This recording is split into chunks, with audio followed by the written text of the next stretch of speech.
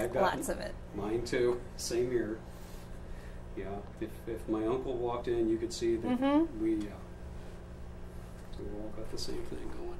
Okay, we are recording, sir. Okay, Leland, if it's not too much trouble, could you shut the door, please? I don't think we have much noise up here, but That's great. Thank you.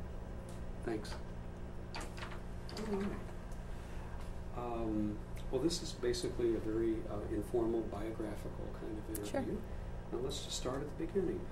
I've read and I've heard, and you've said as much, that you were attracted to libraries from a very early age. Right. What was the appeal? What was the attraction?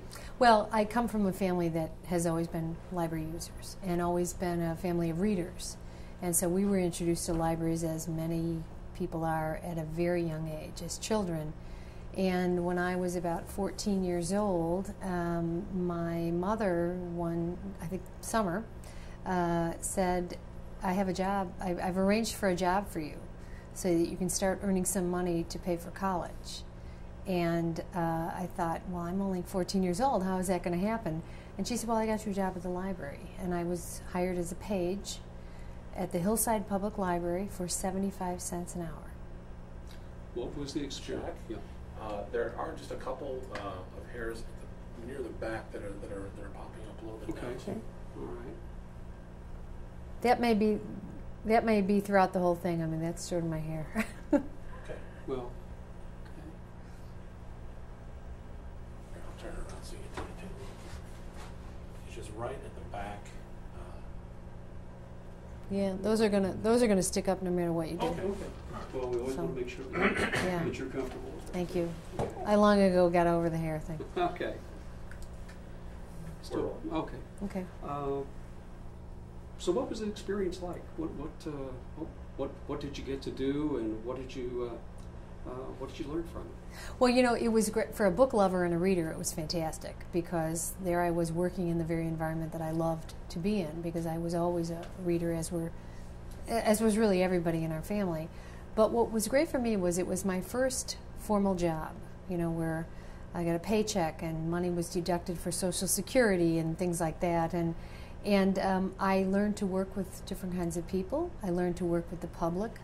I learned really to understand how vital a public library is, no matter how small it could be, it is, how vital it is for people's lives. It does everything from entertain young people to really provide people with essential information they need for their home, their business, their health.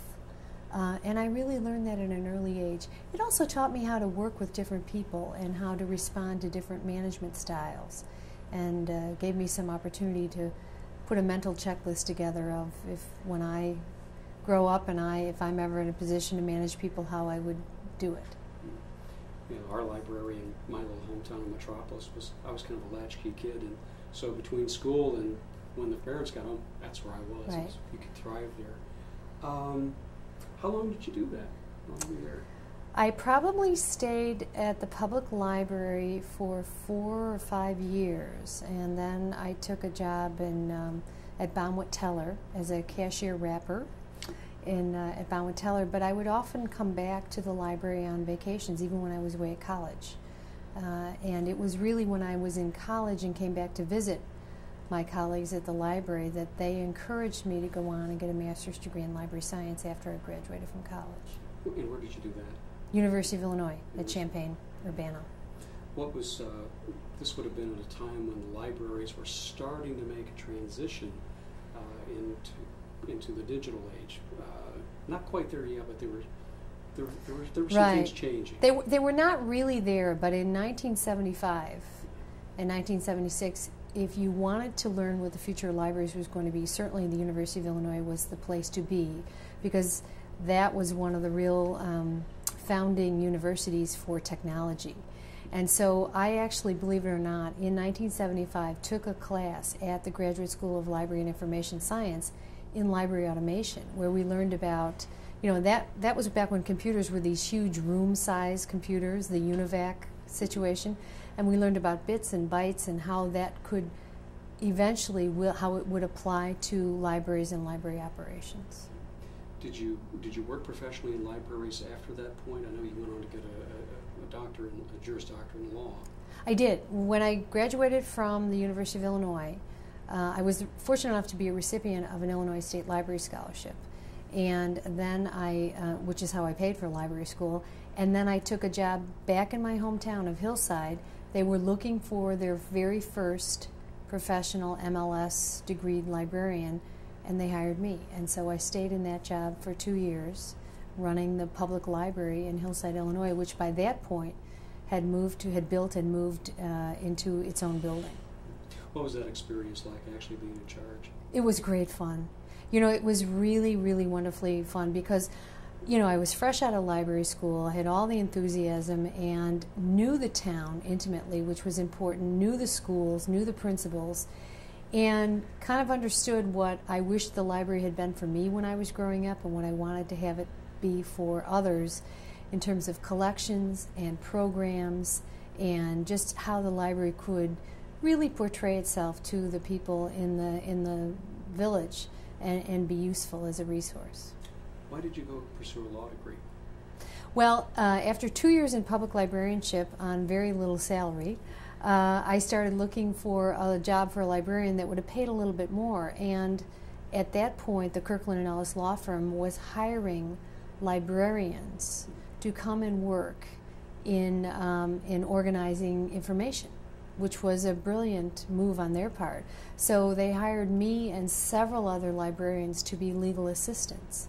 And part of my responsibility was working in those big antitrust cases in the 70s, where there were literally rooms and rooms of documents, and it was our job to organize them, scan them, catalog them, and make them retrievable for the lawyers who were working on those big cases. And after several years, well, I think about 3 years of doing that, one of the senior partners actually said to me, you know, you're as smart as everybody else here, why don't you go to law school? And it had never occurred to me to really go to law school or think about it, but I thought about it. I took the LSAT in the middle of a document production. I excused myself from a document production to go take the LSAT and then came back to do the document production, and then applied to Loyola and DePaul, and chose to go to DePaul, was accepted at both, and chose to go to DePaul University. How did the appointment as commissioner evolve? Well, I was practicing law at the Sidley and Austin law firm, and one of my colleagues, literally the office next door to me, was Gary Chico, who had worked for the city, worked for the mayor, and was at that point going back to, at the mayor's invitation, become a deputy chief of staff to the mayor, to Mayor Daley. And Gary was in his renewed position for probably 6 months, and called me one day out of the blue and said, why wouldn't you consider becoming commissioner of the Chicago Public Library? Because he knew I was a librarian. And I just started laughing, and I said, well, has anyone ever asked me to be commissioner of the Chicago Public Library? And he said, well, I'm asking you, would you come in and talk to us about taking over the role of commissioner, because the position was vacant? And I laughed and said no, and you know, maintained our friendship, but said no. And Gary was a very smart man. He called back. He would wait 6 weeks or so, and then he'd call me back again and ask the same question. And I said no each time, because I was very happy practicing law and doing what I was doing. And finally, after the 4th time, let's wait for the phone. Just a second. Leland, that's a private line. So, you know, can you just hit call forward on my phone? Because then it'll forward to her. Yeah, but it'll keep ringing in here unless we hit call forward. Just hit the. You see, it's like the 3rd button down on the right. Well, it's on the top. Yeah. Right. Yeah. Okay, that's great. As you were saying. So Gary kept calling me about every 6 weeks, and I kept saying no. And just saying, look, I'm happy practicing law. I'm happy, you know, just being a private citizen. And about the 4th time is when my husband said, what does it hurt? Go talk to the man. Go talk to the mayor. Number one, you are qualified to do the job because you have a master's in library science. Number two, you would do a good job. And number three, think of all the good you could do for the children of Chicago. which to an Irish Catholic is the worst thing you can possibly say, and he knew he could get away with saying that. And I had actually only met the mayor once before that. I did not know the mayor, and I went in to see him, and he started talking at length about his vision for the public library to become a source of lifelong learning, a community center in every neighborhood of our city. He wanted the libraries to be stronger and respected and better equipped and more enriched in its collections and more forward thinking. And I walked out of his office, called my husband from the payphone in City Hall, and he said, well, so how did the meeting go? And I said, I think he thinks I already work there. And that meeting was in November, and I started in January of 1994. Now, the list that he gave you is daunting on so many levels. How did you go about starting to take the reins of this organization? Well, you know, the first thing that I always ask whenever I go into any situation is, what's the mission of this organization? And no one could articulate a strong mission for the organization. And the mayor had, 6 months before I came in, he had brought in a very strong financial team to go through the finances of the library and to get their financial house really in order. But we looked around, all of us, and said, what is the mission of this organization? Let's determine what that is. And then, at the time, I think our operating budget was about $65 million. It's now more than $100 million. But, you know, I said, well, we need to look at this as what's the business of this institution and what's the business plan for this institution? Because when you have that much taxpayer dollars and you're serving the public and you have this many outlets and this many locations, you have to have a business plan. And so the first thing we all did together was to develop a strategic plan for the library, probably the first in its history, or the first in about 100 years in its history. What were the highlights of that plan? The highlights of the plan were to look at, we asked our staff to look at our strengths and our weaknesses, and then we went after the weaknesses. The strengths were, we have a great dedicated staff, and they really care about the library. The weaknesses were, we had very inadequate physical facilities. We did not have any technology to speak of, really. We had very uneven collections, and we had a very uneven budget. It kind of rose and fell with the fortunes of what was the popular funding need of the year in terms of the city budget process. And lastly, we had a staff that felt like, as much as they cared passionately about the role of the library, they knew that the technology world was passing them by because we really had not invested. The library had not invested in them in their professional development and training or in technology. So those were the 5 tenets of the strategic plan, and we gave ourselves 5 years to chip away at each of those, and we achieved every single one of our goals. The next thing I did, though, was to go back to the mayor and the budget office and say, this is our plan, here's where we are today, here's where we want to be in 5 years, and we need financial assistance to do that. And I must say, Mayor Daley stepped up immediately and said, we're going to have a separate portion of the real estate tax levy on the property tax bill for the libraries. He passed a GO bond issue for us to build new libraries. He gave us the wherewithal to put technology in our libraries, as did our Library Foundation. I mean, our first big grant for technology came from Bill Gates.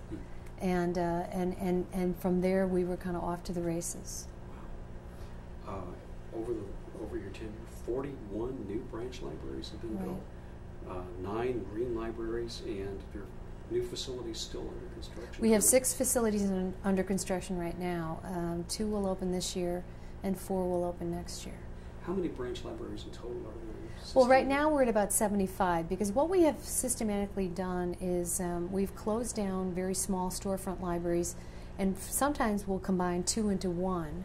But of the 6 that are under construction now, 2 of them are being built in neighborhoods where we have never before had libraries, and that would be West Humboldt Park and Greater Grand Crossing. So we're very excited to bring those new branches to those neighborhoods, as well as in the Westtown neighborhood, we're combining 2 small storefronts into 1 larger library, and then in the other neighborhoods, it's a 1-for-1 replacement. In following what the mayor's been doing in his tenure here in office, this really is another key to the city's renaissance in a lot of ways.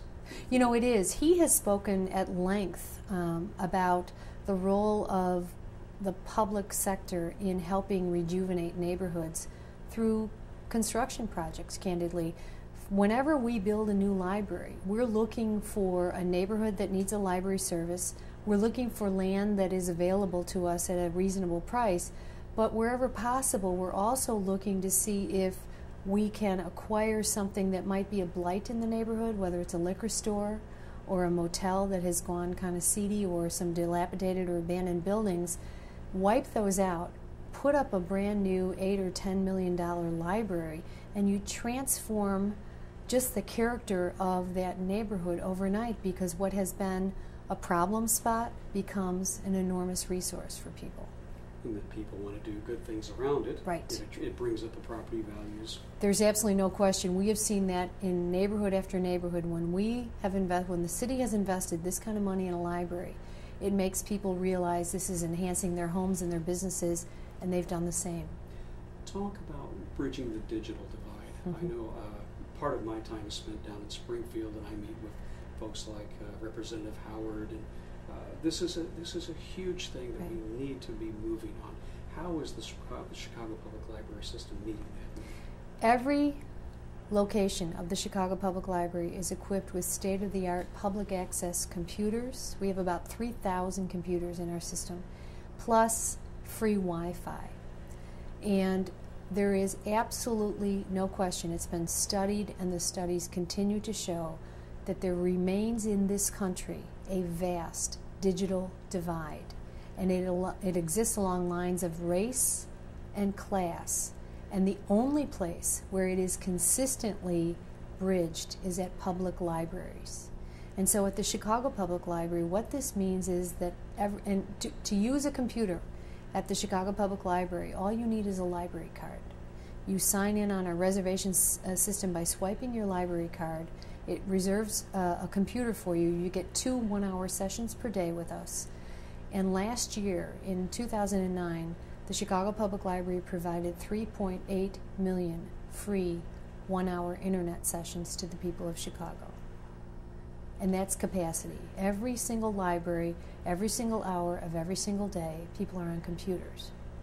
And what are they doing? 60% of them are using those computers to find information about finding a job, how to develop their resume, how to search for a job, how to apply for a job. How do we know that? Because we have librarians and cyber navigators who work in our libraries and do nothing but work one-on-one with the public to introduce them in how to use technology in a useful and meaningful way. So some people say, well, if you have the internet, you don't need a library. You absolutely do need a library. First of all, number one, so much good information is on our online databases, which are on our website. Secondly, there's a lot of useful information and a lot of junk on the internet, and you need librarians to help you divine between the two. And third, while many of us feel like we're very comfortable using technology, there's an awful lot of people out there who are not. And the easiest way for them to learn how to use technology is to come to the public library and for free have a knowledgeable person sit down and show them how to use it so that they can do the research they need to get the medical treatment they need, to find the job they need, to find the home or the education they need, or simply to be entertained. But first you have to have someone show you how and guide you along the way. It'd be especially valuable for seniors. Seniors love it, and they love the cyber navigators, because the cyber navigators are all these college and post-college kids who are very hip, very smart, and very, very patient with the seniors, and the seniors love going to them. We'll talk about some programs, One Book, One Chicago program, to get people on the same page, literally. Right. We started One Book, One Chicago in 2001, and our first selection was To Kill a Mockingbird, which, interestingly enough, celebrates its 50th year of publication this year. And this was a program that we borrowed from the city of Seattle. Seattle had started this as a very small, intimate, little salon-type program to try to get a large group of people reading the same book at the same time, but they kept it very, very, low-key. And we thought, well, we do book discussion groups here at Chicago Public Library. We do them in about 40 of our libraries in multiple languages. This will just be one more of those kinds of discussions. Let's try it. And it was a combination of the selection of a great book, To Kill a Mockingbird.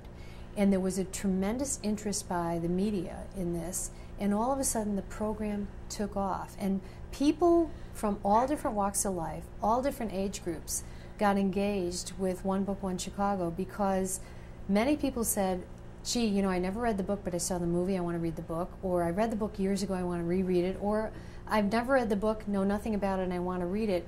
But in addition to reading it and discussing it in libraries and bookstores and universities and church basements, small groups were putting on the play, and a group of lawyers put on the trial scene from the play in the ceremonial courtroom over in the federal courthouse here. I mean, it just became this program that grew so well and so popularly that the mayor called me right in the middle of what I call Mockingbird mania. I mean, we had interviews from the New York Times and the British Broadcasting Corporation, and people calling us from all over the world saying, tell us more about this program. And the mayor called and said, this is such an important thing, we have to do this again. And I said, okay, we're going to do it again next fall. We had done this in the fall of 2001. He said, no, let's do it twice a year. So we do it twice a year. We're the only city that does this program twice a year. We do it spring and fall, and there are now 150 cities around the world that do some form of a one-book program. And the name is ours. One Book, One Chicago was a name that we just kind of came up with here at the Chicago Public Library. And what is really cute is that that is the generic name for it now in these cities around the world. They call it One Book. Everyone calls it a one-book program, whether they've given it a different title or not. That's terrific. Yeah, we're very proud of it. Yeah. Also want to discuss U-Media Yes. for young people right here at the Harold Washington Public Library. U-Media is a concept that was brought to us by the MacArthur Foundation.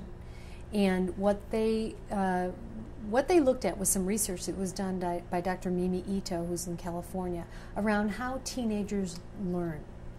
And they learn through a variety of media. They learn through technology, they learn through print, they learn through mentors.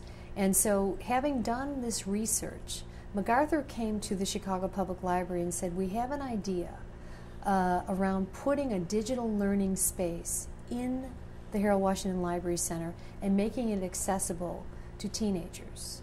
And we really loved the idea because we had been wanting to do something special for teens. We have a teen volume program, which is fiction and nonfiction collections. It's a reader's theater. It's a variety of poetry slams and other work with designing websites for our teenagers. But we wanted more. We wanted a way to really get them engaged in a meaningful and creative way.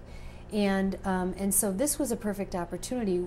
MacArthur said to us, we'd like to help have the space designed to work very easily with mentors and librarians around learning how to use digital technology in a new way.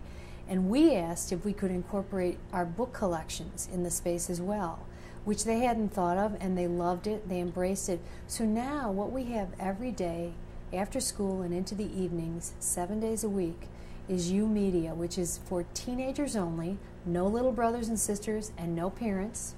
The teens come in every day, or they connect with us through their own social network, and what they're doing is working collaboratively on projects. They're becoming civically engaged, and they're learning by making and doing. They're not passive, they're not playing games, and if they are on games, they're on games like Little Big Planet that engage their creativity and make them think in a larger vision about who they are, where they live, and their place in the world. We've had them read and work on One Book, One Chicago programs, and then create whole beautiful poetry, spoken word, video, murals around the books that they've read. We had them read, one of the books was about the Burnham Plan.